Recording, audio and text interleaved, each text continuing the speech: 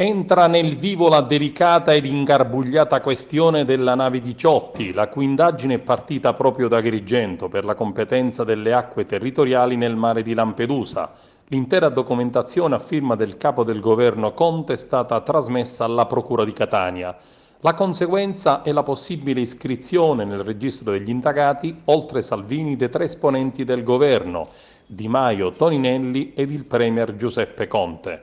Con la trasmissione degli atti sul caso Diciotti alla Procura etnea, firmati dal Premier Conte e dei ministri Di Maio e Toninelli, allegati alla memoria del ministro dell'Interno Matteo Salvini sotto esame della Giunta per le immunità del Senato, si va verso l'apertura di un fascicolo, un atto che secondo la prassi giudiziaria è ritenuto dovuto.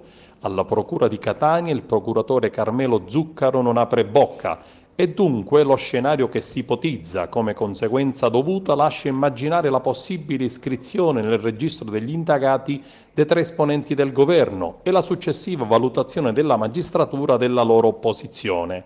Nelle precedenti puntate dell'inchiesta sul ritardato sbarco dei migranti che si trovavano sulla Diciotti, il procuratore Carmelo Zuccaro ha già chiesto l'archiviazione dell'inchiesta aperta nei confronti del ministro Salvini, ritenendo che la decisione era giustificata dalla scelta politica, non sindacabile dal giudice penale.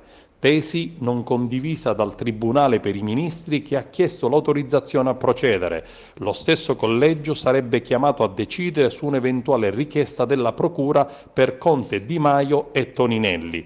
Staremo a vedere nelle prossime ore cosa succederà.